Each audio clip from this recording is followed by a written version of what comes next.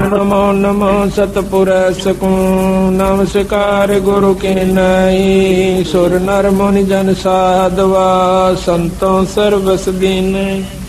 सतगुर साहिब संत सबे दंडोतम प्रणामे। आगे पीछे मध्य हुए तिनको जा कुर्बान। निराकार निर्विषम काल जाल वैभंजनम। निर्लेपम निज निर्गुणम अकल अनुबेसुन। सोहम सुरति समाप्तम सकल समाना नीरतलय। उजल हिरंबर हरदमम बेपरवाह पर पार नहीं मद तम ग्रीब जो सुमर सद होई। गणनायक गलता ना करो अनुग्रह सोई। पाश पद करवाना आदि गणेश मनाओ। गणनायक देवन देवा चरण कमल ल्योलाऊं। आदि अंत करो सेवा परम शक्ति संगीतम। मृद सिद्ध दाता सोई अविगत गुण अतीतम। सतपुरुष निर्मोही जगदम्बा जगदीश मंगल रूप मुरारी। तन मन अर्पो शीशम भक्ति मुक्ति भंडारी। सुर नर मुनि जन जामे ब्रह्मा विष्णु महेशा। शेष शेष मुख में पूजे गणेशा। इंद्र कुबेर सरीखा वरुण धर्म राय जामे। समर्थ जीवन जी का मन इच्छा फल पावे। 33 कोटि दारा जावे से 88। उतर बहुजल पारा कटे यम की फांसी। 33 कोटि दारा जावे से 88। उतर बहुजल पारा कटे यम की फांसी। सत साई। आज परम पिता परमात्मा बंदी छोड़ कबीर साहब तथा उन्हीं के अवतार सतपुरुष कबीर साहब। सतपुरुष के अवतार बंदी छोड़ कबीर साहब वह गरीबदास महाराज की एक विशेष कृपा हमारे ऊपर हुई है कि हम आज सत्संग रूपी गंगा में अपने अंतःकरण को साफ करने के लिए, आत्मा कल्याण के लिए कुछ समय इस संसारी कार्य से निकाल करके आज सतगुरु की शरण में, सतगुरु के चरणों में आए हैं। इस बात का प्रमाण सब जगह मिलता है कि बड़े भाग से मनुष्य जन्म प्राप्त होता है और उससे भी वह दिन हमारा बहुत ही भाग्य का होगा। अच्छे हमारे शुभ संस्कार होंगे जिस दिन हम सत्संग में आकर के परमात्मा की चर्चा सुनते हैं और परमात्मा के बारे में जानकारी होती है। आत्म कल्याण का हमें मार्ग प्रशस्त होता है कि मनुष्य जन्म परमात्मा ने हमें किस लिए दिया था। अच्छे हम ज्ञान जो है सत्संगत से प्राप्त करते हैं, बुरी जानकारी हमें कुसंगत से होती है। परमात्मा के बारे में जानकारी केवल एकमात्र सत्संग से होया करे और सत्संग जिस दिन हमें प्राप्त होता है वो हमारा बहुत ही पुण्य का दिन होता है। ना जाने पिछले जन्मों की कौन कौन सी अच्छी कमाई, युगों युगों के हमारे पुण्य कर्म हमारे साथ होते हैं। तब हम सत्संग की तरफ सोचते हैं और सोचने के बाद वो दिन प्राप्त होना, वो समय प्राप्त होना, वो घड़ी जिस दिन हम सत्संग में आते हैं या बड़े भाग तक प्राप्त होती है। बंदी छोड़ भगवान गरीबदास जी, वह सतगुरु कबीर साहब तथा वो पूर्ण ब्रह्म परमात्मा आज हमें देख रहा है कि ये बच्चे उस परम पिता परमात्मा के आज उनके दरबार में आए हैं। उनको इतना भी ज्ञान है कि कौन भक्त आए हैं और कौन नहीं आए हैं, किन कारणों से नहीं आ पाए। तो ये कुछ समय होता है, कुछ ईश्वर की तरफ से परीक्षा होती है, परमात्मा की तरफ से, कि इतनी मेहनत करने के बावजूद भी इस भक्त के अंदर, इस पुण्यात्मा के अंदर इतनी उत्सुकता उत्पन्न हुई है कि नहीं हुई है कि 100 काम छोड़ करके भी मैंने सत्संग में जाना चाहिए। इतना सत्संग सुनने के बाद इस जीव आत्मा को इतना ज्ञान अवश्य हो जाना चाहिए कि जिस प्रकार हम अपने पेट भरने के लिए, अपनी रोजी रोटी के लिए, चाहे मजबूरी समझो चाहे जरूरी समझो, हम उसको दुख या सुख पा करके अवश्य करते हैं। जिस प्रकार आज कितनी ठंड है और कल भी बहुत सर्दी थी, और इस समय में ऐसे भी भक्तजन होंगे जमींदार जिन्होंने बेचारों ने रात्रि में पानी दिया होगा अपनी फसल में, नहर से या ट्यूबवेल से, जबकि हम सर्दी के अंदर अपने घर में बैठकर भी रजाई का प्रबंध किया हुआ था और कोशिश ये थी कि कोई हीटर भी लग जावे कमरे में तो गर्मी महसूस हुआ, नहीं तो सर्दी बहुत ज्यादा है। और वो बेचारे घुटनों तक पानी में, ऊपर से शीत लहर, और वो उस पानी के अंदर, उस सर्दी के अंदर ऊपर से थोड़ी थोड़ी बूंद भी आ रही थी, बारिश भी हो रही थी। ऐसे समय में वो भक्त, वो ज्ञानी जीव सत्य अपने खेत में खड़ा हुआ था। वो ज्ञानी क्यों है कि उसने इस बात का पूर्ण ज्ञान है कि अगर आज मैं पानी देने नहीं जाता हूं तो मेरे बच्चे भी भूखे मरेंगे और हम भी भूखे मर जाएंगे और हमारा बहुत नुकसान हो जाएगा। ठीक इसी प्रकार सत्संग सुन लेने के बाद हमारे अंतःकरण में यह बात अवश्य घर कर जानी चाहिए, इतना पक्का विश्वास हो जाना चाहिए कि यदि हम सत्संग में आज नहीं जाते हैं, ये कोई रोज रोज नहीं हुआ करते, साल भर में मुश्किल से हमें कोई ऐसा समागम जिसमें परमात्मा की वाणी को विस्तृत जानकारी दी जाती है, खोल कर सुनाया जाता है। उस जमींदार की तरह इतना दृढ़ निश्चय, जिसको अजर विश्वास कहते हैं, एक तो होता है निश्चय, एक होता है विश्वास, और तीसरा गरीबदास जी महाराज कहते हैं जरना होता है। जिसको जरना हो गया वो बेचारे आज सैकड़ों किलोमीटर से चलकर इसी सर्दी में अपने बच्चों समेत आज सच्चे दरबार में उस परमात्मा की रजा का लाभ उठा रहे हैं। और जिनको इस बात का ज्ञान नहीं हुआ अभी तक, उनको जरना नहीं हुआ। विश्वास तो है कि भगवान के नाम के बिना गुजारा नहीं है, इतना विश्वास है। वो बेचारे ये सोच लेते हैं चलो घर में कर लेंगे अपना, कोई बात नहीं, आज सर्दी है, कल धूप निकल आओगी तब चल पड़ेंगे, वो भी चोखा। लेकिन जरना जिसका हो गया भाई, बात बनेगी उसकी। कहते हैं कि जयदेव मुख से ना कही हुई तीन लोक में गाज, और जरना ऊपर होते हैं ये सकल संपूर्ण काज। जब जरना हो जाएगा, जब विश्वास हो जाएगा, तब हमारे कार्य पूर्ण रूप से सिद्ध होंगे।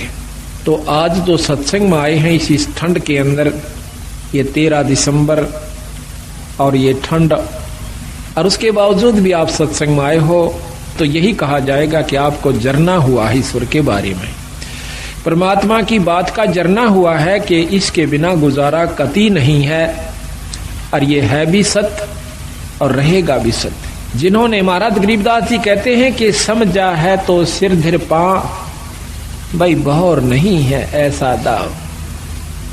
समझा है, ये बात आपके ज्ञान में आई है, आपके चित्त में ये बात समाई है कि नाम बिना गुजारा नहीं है, सत्संग बिना जीव का कल्याण नहीं है, तो फिर काहे की इंतजार करते हो? सिर धर पांव, सिर पर पैर रखना, बहुत तेज दौड़ना, सिर पर पांव रखना, बहुत तेज दौड़ना। तो सतगुरु महाराज कहते हैं समझा है तो सिर धर पांव, और बहौर नहीं है ऐसा दाव।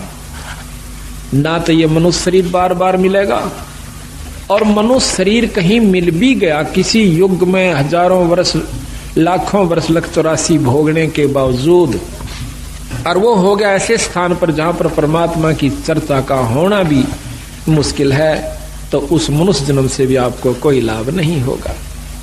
तो यहाँ सतगुरु महाराज हमें ये बताने की कोशिश करते हैं कि प्रथम तो मनुष्य जन्म नहीं मिलेगा भाई, और मनुष्य जन्म मिल भी गया तो यह बात समझ में नहीं आओगी जो आपके आ जाई से। ये बड़ी मुश्किल से बात बनती है। पता नहीं कितने सत्संग सुनने से इस बात का अंतःकरण में कुछ थोड़ा सा विवेक बने से कि भगवान के नाम के बिना भाई को नहीं गुजारा, क्योंकि सभी संत प्रमाण देते हैं और बार बार हमें बताने की कोशिश करते हैं कि नाम के बिना जीव का गुजारा नहीं भाई, और नाम मिले सत्संग से, और सत्संग से हम विमुक्त तो को नहीं बात बने। तो सत्संग में आइए, और ऐसे आइए जैसे सिर धर पांव, सिर पर पांव रख के भागना, बहुत तेज दौड़ना। कबीर साहब कहते हैं कि मानुष जन्म दुर्लभ है, या देह न बारंबार, और तरवर से फल झड़ पड़ा, यू फेर ना लागे डार। एक बार एक फल या पत्ता कहिए वृक्ष से एक बार झड़ जाता है, दोबारा उस पर नहीं लगेगा। ठीक इसी प्रकार संतों ने इस मनुष्य जन्म को बताया है। एक बार आपके हाथ से छूट गया, कोई फेर नहीं मिलेगा। इससे पहले पहले आप आने से बहुत कुछ लाभ उठाना है, वो आप कीजिए। तो इसकी जानकारी कहाँ से होती है? सत्संग से होती है। आज आपका सौभाग्य है कि आप सत्संग में आए हो। अभी आपको हम सतगुरु गरीबदास जी महाराज की वाणी का वो रहस्य आपको बताएंगे जो कि सतगुरु महाराज ने अपने सतलोक से आकर के हमें बताने की कोशिश की। लेकिन ये इतना जल्दी समझ में नहीं आता। हम किसी गांव में जाते हैं तो पहले तो हम 2 सत्संग किया करते थे, दोनों दिन 2 अखंड पाठ चलता है। लेकिन अब समय अभाव के कारण अखंड पाठ ज्यादा हो जाने की वजह से हम केवल 1 सत्संग ही कर पाते हैं। हमारी मजबूरी हुई, लेकिन साथ में खुशी हुई कि जो कि हरियाणा में परमात्मा बंदी छोड़ गरीबदास जी को कोई जाने भी नहीं था, आज उनकी अमृतमयी वाणी का अखंड पाठ गांव गांव में और घर घर में हो रहा है। लेकिन समय अभाव के कारण, अधिकता हो जाने के कारण हम पूर्ण रूप से सत्संग वहां नहीं फरमा सकते। उसमें एक साधारण सी जानकारी दे सकते हैं जो कि नए भक्त को दी जाती है। लेकिन जो असली तत्व है वो इन 7 दिनों के अंदर आपके सामने आओगा। और जो इन 7 दिन के समागम को रुचि से एकाग्रचित करके और अपने मन को स्थिर करके और ध्यान से सुन लेगा, फिर उसके सामने कोई भी दिक्कत नहीं आवेगी और ना ही वो इस माया के वहम में, माया के चक्कर में फिर उलझ पाओगा। संतों ने, बंदी छोड़ गरीबदास महाराज जी ने ऐसे ढंग से हमें बताने की कोशिश करी है कि देख भाई, कहीं आपको यह वहम ना रह जावे कि भक्ति का करना केवल उन व्यक्तियों का काम है जो कि घर छोड़ जाते हैं और जंगल में चले जाते हैं और बाल ब्रह्मचारी रहते हैं और वहां पर तप आदि करते हैं, गुफा बना लेते हैं, शरीर पर दाढ़ी बढ़ाते हैं, अंग पर राख लपेट लेते हैं, छार लपेट लेते हैं, बर्फ के अंदर खड़े हो जाते हैं, कोई सिर के ऊपर ठंडा नीर बरसाता है सर्दी के मौसम में। तो हम समझते हैं कि इतना कठिन कार्य, तौबा तौबा करते हैं कि हे भगवान, इतना कठिन कार्य कि ऐसी सर्दी में, जबकि हमने तो वैसे ही ठंड लग रही है अपनी जर्सी और रजाई के अंदर भी। और एक भक्त एक मटके के अंदर सैकड़ों छेक करवा लेता है और उसको एक तिपाई के ऊपर रख कर और उसके अंदर बहुत ठंडा जल ऊपर डलवाता रहता है मटके में, और मटके में से पानी झरने के रूप में और उस भक्त के ऊपर, उस संत के ऊपर पड़ रहा है। तो ऐसी सर्दी में जब हम उसकी इस प्रक्रिया को देखेंगे तो एकदम कलेजा हिल जाता है कि इतनी ठंड में और ये बर्फ के पानी को अपने ऊपर डाल रहा। तो उस समय ये मन तौबा कर जाता है कि भाई भक्ति मारे बस की कौन है, हम नहीं कर सकते इसका। लेकिन बंदी छोड़ गरीबदास जी ने इसको बहुत आसान किया है। इसको ऐसा मार्ग बता दिया है कि आप काम करते हुए अपने खेत में, जैसे उन्होंने उदाहरण दे के बताया, नहीं तो उस भगवान ने यहां पर आने की कोई आवश्यकता नहीं थी और ना ही उन्होंने बच्चे पैदा करने की आवश्यकता थी, क्योंकि वो पूर्ण ब्रह्म परमात्मा थे। लेकिन हमारे इस भ्रम को दूर करने के लिए कि आपके मन में क्या जमा हो चुकी, हमारे अंदर भी यही थी। हम तो एक साधारण सा अपना नाम ले लिया करते थे, आरती कर लिया करते थे, जब तक हमने पूर्ण ज्ञान नहीं हुआ था। इस उद्देश्य से कि हमारे थोड़े बहुत काम सर जाएंगे, भगवान की आरती कर लें, बाकी प्राप्ति की हमें कोई उम्मीद नहीं थी, परमात्मा प्राप्ति की। जब से बंदी छोड़ गरीबदासियों का, कबीर साहिब का ज्ञान देखा, इसको समझा, और वे साथ में ये भी पता चला कि ये गृहस्थी थे, बाल बच्चेदार थे, इन्होंने अपने बच्चों के सारी ये क्रियाक्रम किया विवाह भी किया और साथ में उनका पालन पोषण भी किया और फिर भक्ति करके परमात्मा प्राप्ति भी की। तो जब हमारे मन में यह कुछ उत्सुकता पैदा हुई कि जब बंदी छोड़ गरीबदास जी सारे काम को करते हुए पार हुए तो हम भी हो सकते हैं। उसके बाद हमारी रुचि बढ़ी और फिर बंदी छोड़ ने लिख रखा गरीबदास जी ने कि नाम उठत नाम बैठत नाम सोवत जागबे, भाई नाम खाते नाम पीते तो नाम से ती लागबे। एक नाम से मुक्ति होगी, ना तप से मुक्ति होती है, ना केवल पाठ करते रहने से मुक्ति होती है, और ना ही किसी तप बर्फ में खड़ा हो जाने से या 4 धुना के बीच में 5 धुनों के बीच में बैठ जाने से जीव मुक्त हो सकता है। उससे कुछ और उपलब्धि होती है। तो जब हमने मेरा पता चला, इस बात का ज्ञान हुआ कि परमात्मा के पाने का तरीका भी और है, वो साधन भी और है जिससे हम ईश्वर प्राप्ति कर सकते हैं। सिद्धि प्राप्ति नहीं करनी अपन, तब से सिद्धियां आ जाती हैं। और कोई मौन बैठ जाता है 6 महीने, साल भर, 2 साल, 4 साल, वर्ष, तो उसको भी सिद्धियां आ जाती हैं। उन सिद्धियों से छोटे मोटे चमत्कार हो जाते हैं। लेकिन बंदी छोड़ महाराज कहते हैं कि ये अष्ट सिद्धि 9 निधि ये भी हमें नहीं आवश्यकता। हमने केवल आवश्यकता है तो अपने आत्म कल्याण की और जन्म मरण से पीछा छुटवाउन की है। वो कैसे छूटे हमने इस बात। तो सतगुरु महाराज ने हमें बताया कि जिस प्रकार मैंने कार्य किया, जिस प्रकार मैं रहा, मेरी रहनी को देखो। भाई बच्चे भी हुए, उनको पाला पोसा, फिर उनकी शादी करी। आज गरीबदास महाराज के 70-80 के करीब उनका जो है ना घर है, वहां पर गांव में परिवार है। 8वीं 9वीं पीढ़ी सतगुरु महाराज की चल रही है गरीबदासियों की। वहां पर लगभग 300-400 उनके 500 के करीब महाराज की आज जनरेशन है, उनकी संतति हो चुकी है छुड़ानी के अंदर। तो उन्होंने हमें यह बताया कि भाई इस वहम में मत रहना कि भक्ति वही लोग किया करते हैं जिन्होंने दाढ़ी बढ़ा रखी हो, सिर पर जटा बढ़ा रखी हो, या बहुत बड़े संस्कृत के ज्ञाता हो, चारों वेदों को बहुत ही लतीफेदार ढंग से सुना रहे हो। बंदी छोड़ महाराज कहते हैं ये अलग वस्तु है, वो अलग वस्तु है। परमात्मा पाना ये अलग वस्तु है, ये साधन भी नारा से। एक समय की बात है, एक राम राय नाम का एक पंजाब का बहुत बड़ा रईस आदमी वासियर गांव के अंदर रहता है। था लुधियाना के पास एक वासियर गांव है।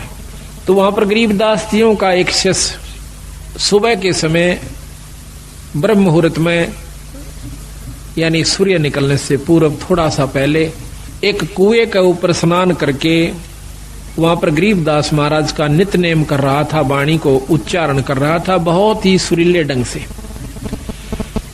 और वो राम राय सुबह सुबह घूमने के लिए गया था।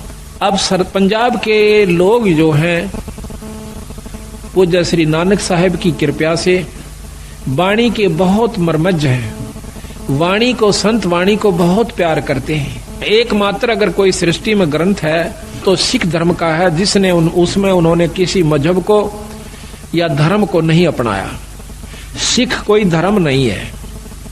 सिख नाम सिस का होता है, हिंदी में उसे सिस कहते हैं और पंजाबी में सिख कहते हैं। सिख कोई मजहब या धर्म नहीं है। आज जो सिख परंपरा के अंदर उन्होंने जो ग्रंथ साहिब बना हुआ है, उसके अंदर 39 संतों का समूह वाणी है, संग्रह वाणी है। 39 संतों की न्यारी न्यारी उनकी वाणियां हैं। तो उसमें वो भी संत हैं जो राम, भगवान, कृष्ण आदि के उपासक थे। नामदेव जी, श्री तुक्का जी और श्री ज्ञानेश्वर जी, ऐसे बहुत से संत हैं। मीराबाई जी, धन्ना जी, उन सब संतों का की वाणी, उनका एक समूह जो है संग्रह ग्रंथ है। तो उसके अंदर सभी संतों की वाणियां हैं, उनका ज्ञान है, अपना अपना मार्गदर्शन है। बड़े आदर से उनका पाठ करते हैं और सुबह सुबह उठकर, कम से हर गांव में गुरुद्वारा है, गुरु द्वारा हमने एक मान रखा कि वो केवल सिखों का ही होता है। हाँ, होता तो सिखों का है, सिख माने शिष्य, वो शिष्य का होता है। लेकिन कोई शिष्य हो, शिष्य के क्या लक्षण होते हैं, उसने क्या बुराइयां त्याग देनी होती हैं, ऐसे ऐसे जो सब जिसमें गुण हैं, तो वो शिष्य है। तो गुरु द्वारा है, जहाँ पर हमारे बंदी छोड़ की वाणी है, उसमें सिख धर्म सिख परंपरा के जो ग्रंथ साहब उन्होंने समूह बनाया है, उसके अंदर अपने कबीर साहब की वाणी 40% है अकेलों की, बाकी 60% वाणी 10 सिख गुरुओं की और साथ में 28 दूसरे संतों की वाणी है, जो केवल 60% में आ जाती है। तो वो भी कबीर साहब को बहुत महत्व देते हैं। इस वाणी को सुनकर उनकी आत्मा में शरणाहट उठा है। कोई भी ऐसा, मैंने पहला क्षेत्र देखा है पंजाब में जो जाते हैं जब, कि कोई भी धार्मिक कार्य उसमें हो रहा है तो कोई भी ऐतराज नहीं करेगा, किसी प्रकार का भी है। सब नमस्कार करेंगे और ये कहेंगे कि बहुत अच्छी बात है भाई, बहुत चंगी गल है, कोई कर सके तो इसके बराबर कोई वस्तु नहीं है। लेकिन जहां तक हमने अपने हरियाणा में ये समावेश किया है नई चीज का, हमारे बंदी छोड़ गरीबदास कबीर साहिब की कृपा से, तो हमें सबसे ज्यादा दिक्कत यही आई है कि प्रथम तो हमारे भक्तजन पिछली परंपरा को त्याग कर प्रसन्न नहीं, दुखी होते हैं अगर उनको कहते हैं कि ये रास्ता जो आप अपनाए हुए हो, ये आपका आत्म कल्याण का भी नहीं है और साथ में आपके घर में सुख भी नहीं होगा। तो शुरू में पुरानी परंपरागत यानी उसके ऊपर लगे हुए रचे हुए होने के कारण वो बहुत दुख मानने से इस बात का। और फिर जब देखते हैं हमारी एक एकदम की नई प्रक्रिया के घर में पाठ करते हैं, उस कमरे को साफ करते हैं और फिर अपने सत्संग के द्वारा उस परिवार के अंतःकरण को साफ करते हैं, उस सारे परिवार का अंतःकरण साफ करके फिर उनके अंदर ये समावेश करते हैं कि अगर सृष्टि के अंदर कोई पृथ्वी पर इस सृष्टि में कोई शक्ति है तो गरीबदास महाराज है, ये बंदी छोड़ कबीर साहब है, ये पूर्ण ब्रह्म परमात्मा है। प्रथम तो इस बात को कोई स्वीकार करके प्रसन्न नहीं कि कबीर साहब भी कोई भगवान होगा, कबीर साहब के अंदर भी कोई ऐसी शक्ति होगी जो हमें सुख दे सकता है, हमारी आत्म कल्याण कर सकता है। हमने केवल अपने उन्हीं पुराने शास्त्रों के ज्ञान को ही आरूढ़ मान रखा है, तो उसके अनुसार भी हम पूर्ण साधना नहीं करते जो कि हमारे पुराने शास्त्र हैं। वो भी आखिर में हम कहाँ आगे देखा देखी जैसे भी अपनी साधना, कोई आठम, कोई छठ, कोई चौथ, कोई पांचम, कोई ग्यास, कोई द्वादशी, एकादशी, इन्हीं को माउस पूर्णिमा को पूज पाज करके और धाम स्थान पर किसी भी धाम पर जाकर के अपना मत्था साल भर में एक बार टेक करके अपनी आत्माओं को ये प्रसन्न मान लेते हैं, हम खुश हो जाते हैं कि हमने बहुत कुछ कर लिया। तो हम उनको बताते हैं जाकर के कि गरीबदास महाराज जियों ने ये बताया है कि ये साधना आपकी ठीक नहीं है। तो इन बातों को सुनकर जो समझदार होते हैं वो तो नजदीक लग जाते हैं, जो अनजान होते हैं वो बल्कि नाराज हो जाते हैं कि ये तो हमारी पुरानी परंपरा को खत्म करना चाहते हैं। देखो, समय अनुसार हमने बदल भी जाना चाहिए। जैसे पहले हम हाथ का गंडासा होता था, सानी काटने का यानी कुट्टी करने की जो मशीन है वो हाथ से, पहले पुराने समय बताते हैं कि एक उसको गंडासा ही कहते हैं यहाँ हरियाणा की आदि भाषा में, हरियाणा रोहतक जिले में तो फरसा भी समझो, ऐसे हाथ से पकड़ लिया करते थे। एक तरफ से उसको गहरा कहो, उसको भूस कहो, और दूसरे हाथ से उसके हाथ के बिल्कुल साथ से ऐसे हाथ से काटा करते थे। हमने खुद देखे हमारे दादाजी काटते हुए, वो सुबह उठ जाया करते 2 बजे 3 बजे और कटाए कट शुरू में और काट कर ढूला दिया करते। फिर वो दूसरी मशीन चली जो हाथ से घुमा करके और 2 फरसे उसमें होते हैं, उसने काटन की चली। अब वही मशीन के ऊपर एक मोटर भी रख दी गई बिजली की, जो कि मिनटों में काट देती है बहुत सुविधा के साथ। तो शुरू में जो हाथ से काटा करते थे वो बुजुर्ग जब वो मशीन चली ऐसे हाथ से काटने वाली घुमा करके, तो वो ऐतराज किया करते थे हमारे दादाजी, यूं कहा करते कि सानी तो बने से उस हाथ के गंडासे थे, ये तो वे मोटी मोटी काटो सो। यानी वो अपनी परंपरा को जो हाथ से कितनी मेहनत की, कितनी खूब हाथ की, वो करना आवश्यक समझते थे, उसी में रुचि बनी हुई थी। और फिर उसके बाद जब मशीन चल गई, मोटर चल पड़ी, तो आज कितनी सुविधा होगी। अब कोई कहे कि नहीं हम तो अपनी उस परंपरा ने को नहीं छोड़ा जो हाथ से काटा करते जो दा के साथ, तो वो गलत है, उनको ज्ञान नहीं है। ज्ञान होगा जब आप सत्संग को सुनोगे, सत्संग सुनने से फिर इसको करके देखोगे जैसे हमने आपको बताया है, तो फिर क्या होगा, फिर आपको घर में भी सुख महसूस होगा।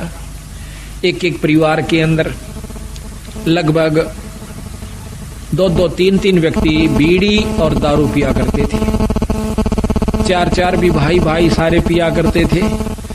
जब सतगुरु महाराज की वाणी सुनी कि कितना दुख होता है, कितना उनको कष्ट होगा जो आज हुक्का शराब आदि प्रयोग करते हैं, 184 में चले जाएंगे।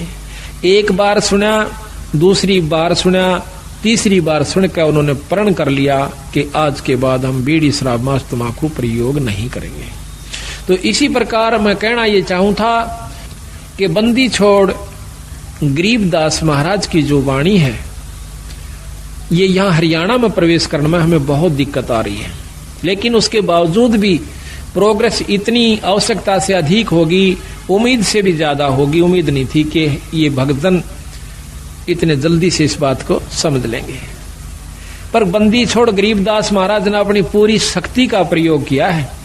कबीर साहब ने अपनी पूरी रजा बख्श के दिखाई है कि ये काम मैं कर सकता हूं, जो ये कहने लाग रहे से, जो आपको ये रोजाना बताते हैं, ये कार्य मैं कर सकता हूं, और वो करके दिखाया है। जब इन भक्तों को यह बात समझ में आई है कि कबीर साहब भी कोई परमात्मा शक्ति है। यहाँ पर भी आपको मैं सैकड़ों आए हैं, पर इनमें ते सारे के सारा के घर में जो सुख हो रहे हैं ये अपने मुंह तो बता सकते हैं जब से सतगुरु शरण में आए।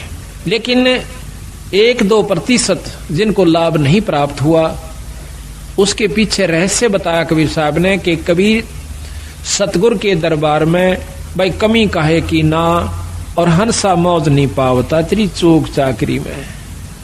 अगर तुझे पूर्ण लाभ पूर्ण मौज भगवान नहीं बख्श रहा कबीर साहब, तो तेरी चाकरी में, तेरी सेवा के अंदर अभी बहुत कमी है, अपनी बहुत कमी है तेरे अंदर।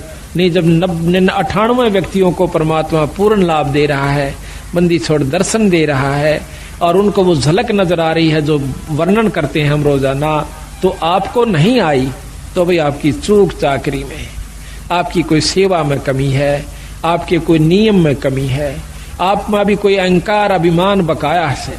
तो सतगुरु महाराज को अहंकार तो लेस मात्र, मान में म्यान कहते हैं तलवार का जो ऊपर का कवर होता है, उसके अंदर 2 खड़ग 2 तलवार नहीं समा सकती, किसी रूप में भी नहीं समा सकती। इतना इम्पॉसिबल असंभव कार्य है कि राख्या चाहे पिया चाहे प्रेम रस, और राख्या चाहे मान, एक म्यान में 2 खड़ग, भाई देखी सुनी ना कान है। तो अहंकार तो एक लेश मात्र भी ईश्वर को पसंद नहीं है, और जिनमें अहंकार नहीं रहा उनको परमात्मा का दीदार हुआ, दर्शन हुआ, आत्म कल्याण हुआ। और इसमें के लगे है अहंकार को तोड़ने में, कुछ नहीं लगता, बस थोड़ी सी कसर से, थोड़ा सा सावधानी की आवश्यकता है, थोड़े सी विवेक की आवश्यकता है इसके अंदर। आज हम मनुष्य शरीर में है, ये माटी का पुतला और खाक में मिल जाएगा 10-20 साल के अंदर अंदर। और फिर हमारे ऊपर महाराज ने लिखा है कि कबीर काहे गर्भियो, और ऊंचा देख आवाश, और काल पड़े भू लेटना तेरा ऊपर जामे घास। कल तो जमीन पर जाकर पड़ना होगा, और वहां फूक फाक के थोड़ी सी राख हो जाएगी, और उसके ऊपर फिर तेरा घास जामेंगे। तो इस प्रकार इस अहंकार ने, जैसे आज हम पशु बन जाते, शरीर छूटेगा ये भी पक्का है, और छूटने के बाद फिर पशु जुन्नी में जाना होगा, जिसमें नाम नहीं लिया जिन्होंने, और विकार किए बीड़ी शराब मांस तंबाकू प्रयोग करते रहे, उनको 184 प्राप्त होगी। फिर जिन भक्तों ने नाम भी ले लिया, और अपना धर्म पुण्य भी कर रहे हैं और फिर भी अभिमान रह गया तो फिर भी आप लख 84 में जाओगे। वो दूसरी बात है कि आपकी की हुई कमाई परमात्मा अवश्य देगा आपको। फिर ना जाने 1000 वर्ष में सूत बैठे, मेरा ना 10,000 वर्ष में सूत बैठे ऐसे सत्संग का कि जिसमें आज आपको पूर्ण ब्रह्म परमात्मा के बारे में जानकारी दी जाएगी। तो लख 84 के अंदर हम कुत्ते बनते हैं। प्रथम जीवन कुत्ते का ले लो, स्वान का, जो कि बहुत आसपास हमारे होता है, और फिर उसके कष्ट पे जरा सा दृष्टि घुमा कर देख लो, बस ज्यादा नहीं। कल हमने देखा रात्रि में इतनी ठंड थी और एक कुत्ता इस गली के अंदर है, बाहर पड़ा बेचारा, और ऊपर से उसके खांसी होगी। 1 मिनट भी उस कुत्ते को खांसी से चैन नहीं थी। अब देखियो, पहले तो जन्म कुत्ता, ऊपर से ये खतरनाक रोग उसको लग गया। फिर कोई टांग तोड़ दे, आम कुत्ते के पैर में लंग पावेगी। क्यों पावेगी? कि उसका कोई ना कोई डला, कोई लठ या कोई पहिया उतर जाएगा, क्योंकि बिचारे बैठे वो पिछला अहंकारी जीव था। उसने कोई नो कहते न थोड़ा इधर वाले कौन होता, अभिमान रखा करता था, और आज अभिमान उसमें जो का तू है। अपने अहंकार वश बिचाले बैठेगा और बिल्कुल ऊपर गाड़ी चढ़ न हो लेगी जब थोड़ा सा सरकेगा एक तरफ में। वो पिछला जो उसके अंदर बदमाशी थी वह अब भी मौजूद है। कई कुत्ते ऐसे देखें कि जीप ऊपर चढ़ न हो जाएगी जब थोड़ा सा हलते हैं, तो उस कष्ट के कारण, उस अहंकार के कारण उसने कितना भारा दुख मोल ले लिया। तो इन बातों ने याद रखेगा जो भगत, तो उसको कोई भी अहंकार नहीं रहेगा। अब हम सत्संग में यही सिखाते हैं। आप अपने घर में आजकल ऐसा कोई भी नहीं रहा जो डबल बेड ना ले रहा हो, और डबल बेड के ऊपर गद्दा भी बहुत मोटा हो से, और अच्छी बड़ी आज वस्त्र भी आप लिए हुए सो। तो हम आपको यहाँ ऐसी असुविधा देने की कोशिश करते हैं जो ज्यादा भी ना हो पर सुविधा भी ज्यादा ना हो। इसका कारण ये भी है कि आपके मन में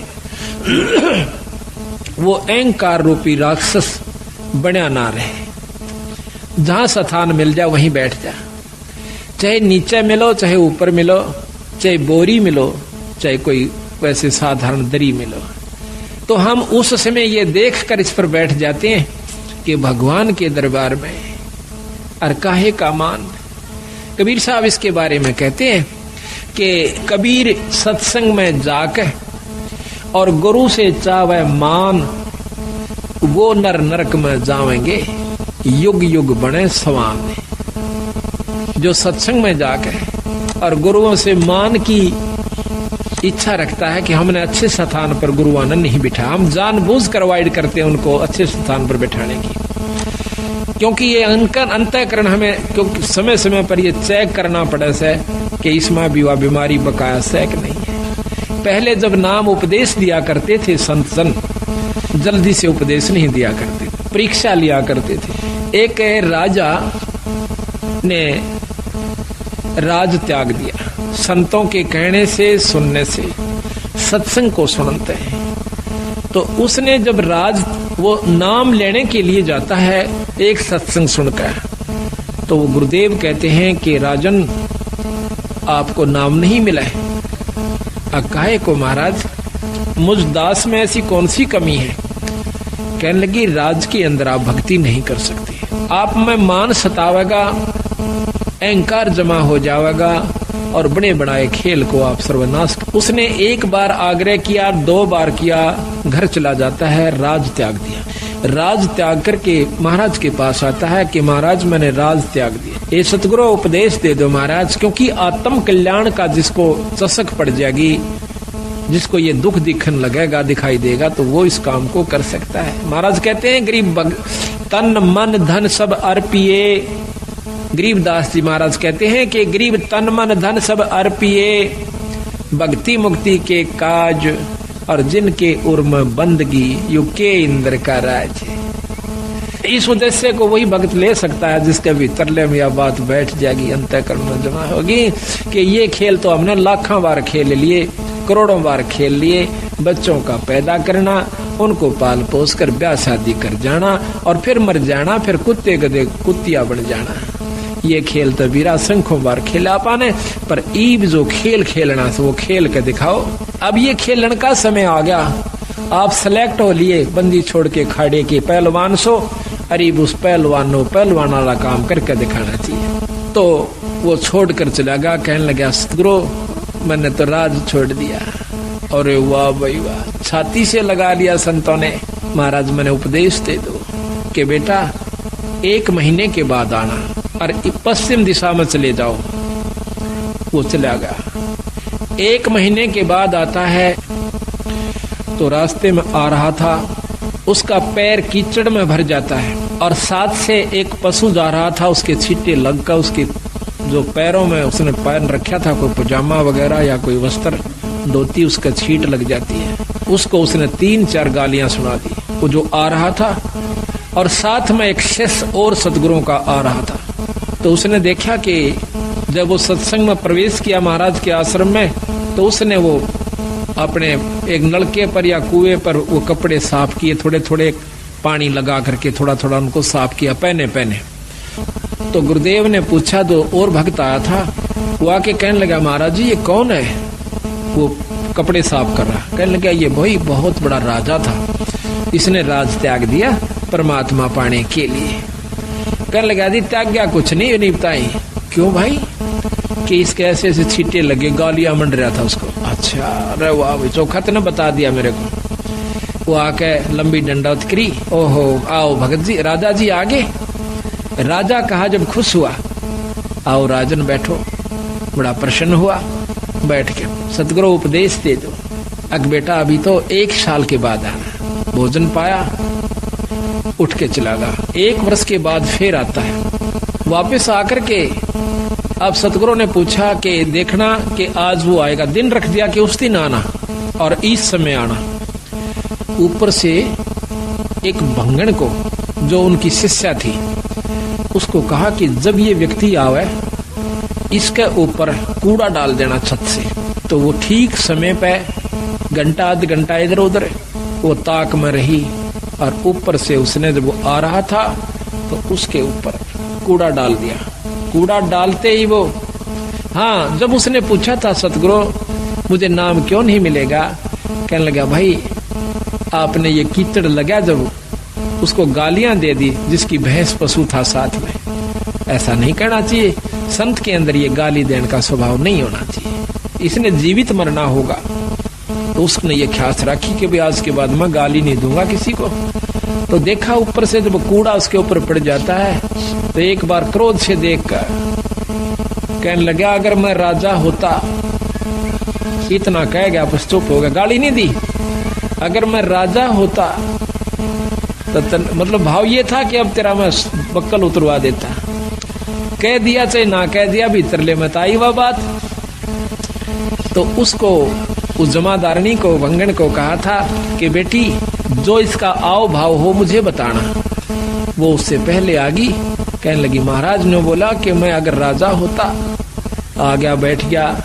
महाराज ने आदर सत्कार किया, क्या हो राज कि महाराज मैं काबिल हो गया कि पुत्र अभी तू राजा है।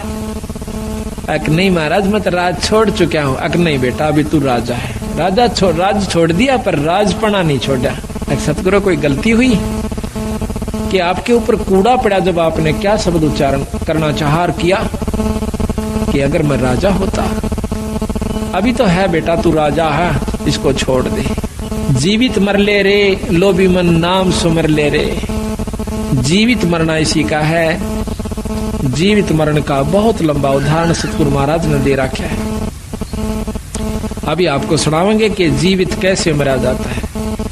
ईख का उदाहरण दिया कबीर साहब ने कि नो जीवित मरा करें और फिर उसका कीमत बनती है। जमीन का उदाहरण दिया कि धरती कभी मुंह से नहीं कहती, चाहे कोई बिस्टा डालो, चाहे उसमें कोई आम लगाओ, चाहे अंगूर लगाओ, बगीचा बनाओ, चाहे वहां पर चूल्हा चौका कर लीजिए, वो कभी ऐतराज नहीं करती। इसी प्रकार संत स्वभाव होता है, चाहे कोई गाली दे कोई मीठा बोले, अपने अंतःकरण के अंदर द्वेष पैदा नहीं कर। ये सतगुरु मैं कब आऊं कि साल भर के बाद आना बेटा।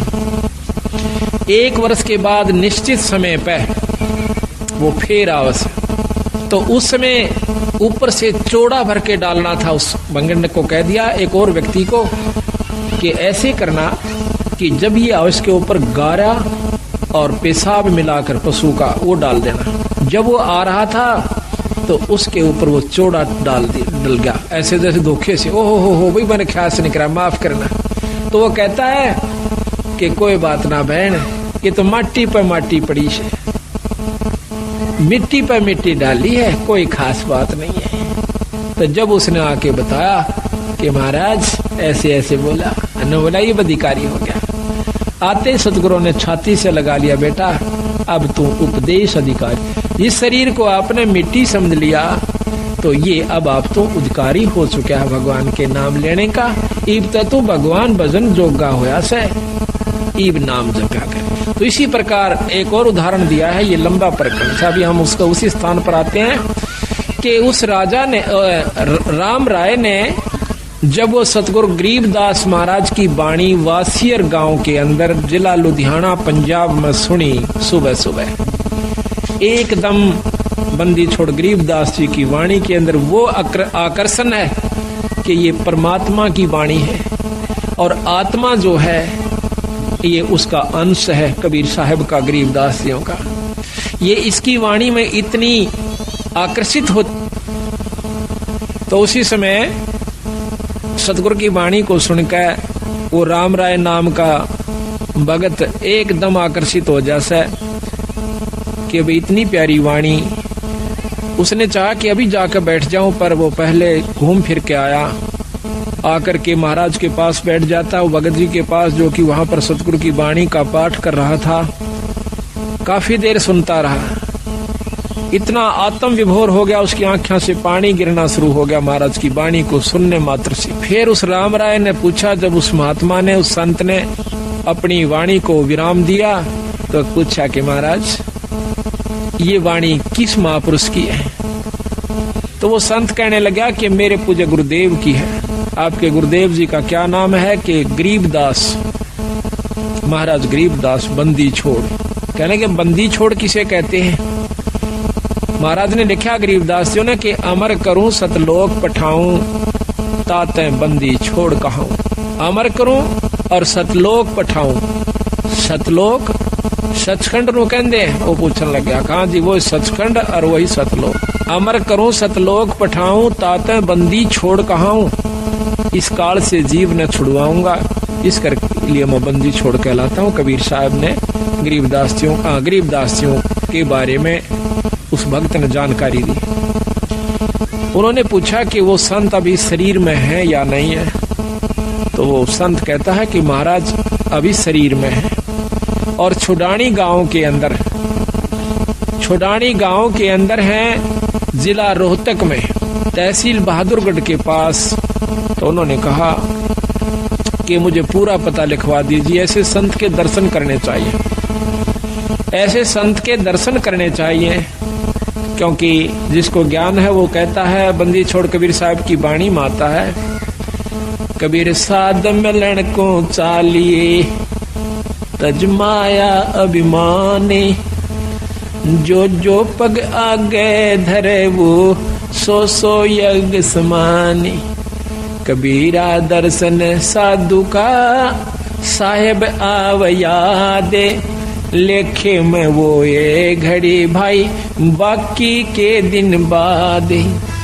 फिर कहते हैं कबीर साधु दर्शन राम का, मुख पे बसे सुहागे, दर्श उन्हीं को देते हैं भाई जिनके पूर्ण भागे।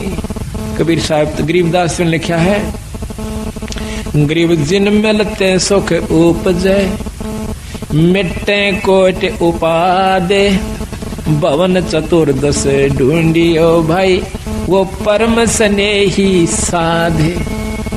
जिनकी मिलन मात्र से इतनी खुशी होती है, कहते ऐसे संत को चाहे 14 भुवन में भी आपने किता मिल जाओ, वहां दर्शन करिए आइए। इस वाणी को उद्देश्य रखते हुए वो राम राय जी चल पड़ते हैं। गांव छुडानी में आए, आके छुडानी में पूछा कि गरीबदास महाराज कहाँ रहते हैं? गांव वाले कोई महाराज नहीं कहा करते बंदी छोड़ को। वो तो उस समय की बात है जब भगवान खुद आए थे। आज भी मेरे ख्याल में 90% व्यक्ति छुड़ानी के नहीं मानते गरीबदास जी, 90%। और उस समय तब मानता कौन होगा। तो बाहर के भक्त आए हुए थे। महाराज कहते हैं लाल तो परखे जौहरी और सबदा परखे साध और कबीर परख ले साधु ने ताका मता आघात। तो परमात्मा को परखना कोई बच्चों का खेल नहीं है, संत को परखना। रामचंद्र जी आए, उनको एक राजा माना। कृष्ण भगवान आए, उसको एक ग्वाला माना। और उसके साथ कितनी दुष्ट आत्माओं ने आकर क्या क्या कुकर्म करने चाहे। पूतना जैसी दुष्टा ने उस छोटे से मासूम बच्चे पर भी दया नहीं आई और उसको मारने की खातिर अपनी दूधी का विसला के चाल पड़ी। और उस चानोर के से नीच ने इतना बड़ा पहलवान था और उस 15 साल के बच्चे की गेला कुश्ती करने की चुनौती दे दी। ऐसे ऐसे कंस कितने उदाहरण हमें मिलते हैं, पर उस समय हम नहीं मानते उनको। जब वो मौके पर होते हैं उनके जाए पीछे फिर वृंदावन की फेरी यानी गोवर्धन की फेरी देते। फिर ऐसे वहां कृष्ण जी बैठे हैं क्या।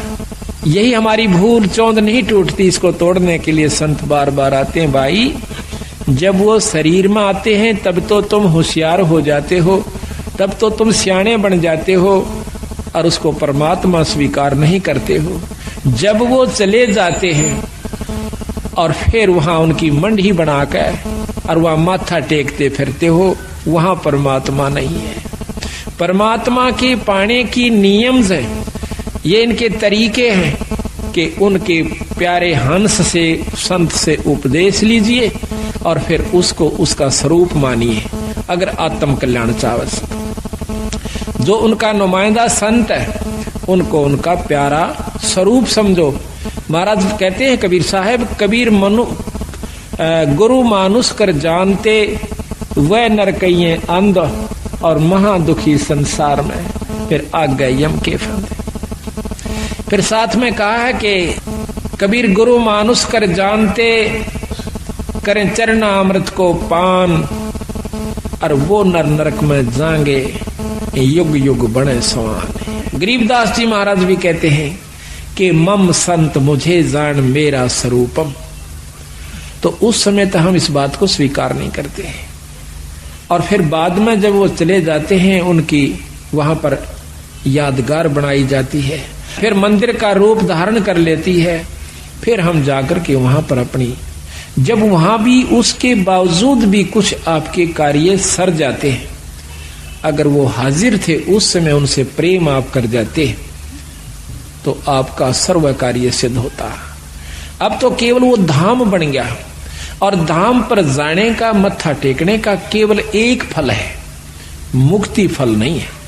हम भी जाते हैं अपने धाम छुड़ानी में, लेकिन वहां अगर हम बिना गुरु के जाते हैं तो हमें कोई लाभ नहीं होगा।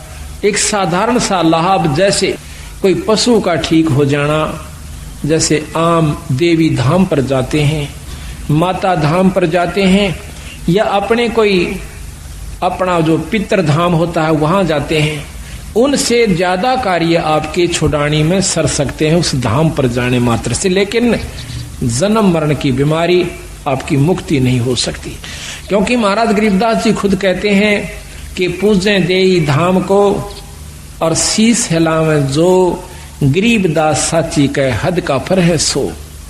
बिना गुरु के संपर्क से कट जाने के बाद आप चाहे उस धाम में जाकर बस जाइए, आपकी मुक्ति नहीं हो सकती। और यही बीमारी हमारी खत्म नहीं होती, जिसके कारण हम चौथे युग में चक्कर काट रहे हैं, दुख पा रहे हैं। तो इसी प्रकार जब हम साध मिलन को चलते हैं, उस समय तो वहां पर कोई भी उसको गरीबदास महाराज जी को परमात्मा स्वीकार नहीं किए हुए था, आज भी नहीं है, उस छुड़ानी के तो नहीं है। खुद गरीबदास महाराज की परंपरा के लोग भी आज दूसरी उपासना कर रहे हैं। कारण यह है कि उनको ज्ञान नहीं कि गरीबदास के प्रबल शक्ति थी। बाकी दूसरा गांव 90% व्यक्ति यही मान रहे हैं कि ये तो इनका दादा परदादा था, ये तो ज्यादा मानस है, इसने थोड़े बहुत मान भी रहे हैं। वो मानते क्या है, पड़वासी वाले दिन अपने घर में खीर बना ली, रापे खा ली। ये मान हो रही से छुड़ाने के अंदर गरीबदासियों को मानने वालों की। और आज भी वो मूर्ख लोग जिन्होंने ज्ञान नहीं है, वो भी केवल न्यू कैसे कि बस धाम में माथा टेक ले, तेरा गुजारा ठीक हो जाएगा, पार हो जाएगा। और यही कारण था कि 250 वर्ष हो गए बंदी छोड़ने, 350 वर्ष हो गए, उन्होंने उन व्यक्तियों को सहयोग नहीं दिया जो कि गलत मार्गदर्शन कर रहे थे। यही कारण था कि केवल 10-5 व्यक्ति गांव में सिर्फ इतनी को छोटी मोटी मान के कुछ घर थे जो गरीबदास को, वैसे स्वाभाविक जैसे आम लोग कहते हैं हम तो ग्यास को मानते हैं, कोई कहते हैं द्वास को, तो वो कहते हैं हम पूर्णमासी को और छुड़ानी में जाते हैं। बस उनको ये नहीं मालूम कि वहां क्या परम शक्ति दबिया हुआ खजाना उस पूर्ण ब्रह्म परमात्मा का है। तो जब सतगुरुओं ने रजा करी, महाराज कहते हैं सतगुर नाल वड़ियाइयां जिन जाहे तिन दे। सतगुर नाल वड़ियाइयां उस बंदी छोड़ के हाथ में बढ़ाई है, वो किसने देवे से और किससे अपना काम करवावे से। आज उनकी कृपा से आज हरियाणा में कितनी मौज कर दी बंदी छोड़ ने। और अब तो ये एक विस्फोट हो चुका है बंदी छोड़ की असली वस्तु का। अब तो ये फैलता जा रहा है, इतना फैल रहा है कि ये तो यथार्थ वस्तु है। छोटे छोटे बच्चे भी इस बात को समझ चुके हैं कि ये वस्तु, ये पूर्ण परमात्मा है और इनसे पूर्ण लाभ, पूर्ण मुक्ति हो सकती है। लेकिन वहां के भक्तजन आज भी इस बात को स्वीकार नहीं करे हुए। कारण यही है कि ज्ञान नहीं हुआ, और ज्ञान देने वाला कोई जाता था तो उसकी रहनी में फर्क था, उसकी करनी में फर्क था। आप उसमें आचरण नहीं था, औरों को ग्रंथ साहब सुनाता था, तो उसकी बात का असर 1, 2, 4 बार, साल 2 साल हो सकता है। लेकिन असर उसका होता है जो खुद करे और दूसरे ने फिर करके दिखावे। अब देखो भाई, मन ने तो इसमतिया ढूंढ के वस्तु पाई है, आप भी इसको ये लाभ उठा सकते हो। तो उसने पूछा वायस राम राय ने कि भाई गरीबदास महाराज से मिलना है। प्रथम तो वहां के व्यक्तियों ने मजाक करा, नो बोला रहा उस बौड़िए ने कैसे ना, वो बौड़िया है उस छोरी का छोरा। क्यों? महाराज गरीबदास जी, उनके पिताजी करौथे के रहने वाले थे। वहां गरीबदासियों के छुड़ानी में मामा जी थे, यानी उनकी माँ थी छुड़ानी की, लड़की थी वहां की। तो इस करके उसको रानी का लड़का कहा करते थे, भाणजा कहा करते थे। ने बोले रो बौड़िए न कैसे महाराज। अब उसने सोचा कि वैसे बंटता होगा। दूसरे जो साथ में था उसने बता दिया कि सामने चला जा भाई, और वहां गरीबू बैठा से बंदी छोड़ को इस भाषा में वो लोग बोलते थे। तो वो चला गया। वहां जाकर देखा कि महाराज गरीबदास जी घर पर नहीं थे, 5-4 भक्तजन आए हुए थे। तो उन्होंने से पूछा कि गरीबदास महाराज से मिलना चाहता हूं, मैं पंजाब से आया। तो वो कहने लगे बैठ जाओ, आओ नहाओ स्नान करो, भोजन पाओ। घर वाले कहने लगे, तो वो कहने लगा मैं महाराज जी से मिलना चाहता हूं। कि महाराज जी तो खेत में गए हैं। किस तरफ गए हैं? जंगल में। कि बैठ जाओ आ जाएंगे। कितनी देर में आओगे? अकी ये मालूम नहीं, आवत ही बाजे में, अरे ना आवत तो शाम तक ना। उनकी मौज से उन्हें सोचा जब इतनी दूर से आ गया हूं तो क्यों ना 10 कदम और खेत की तरफ धर लूं। इतना उतावला हो रहा था कि भगवान के दर्शन करूं। साधु दर्शन राम का, ईश्वरीय दर्शन होता है संत।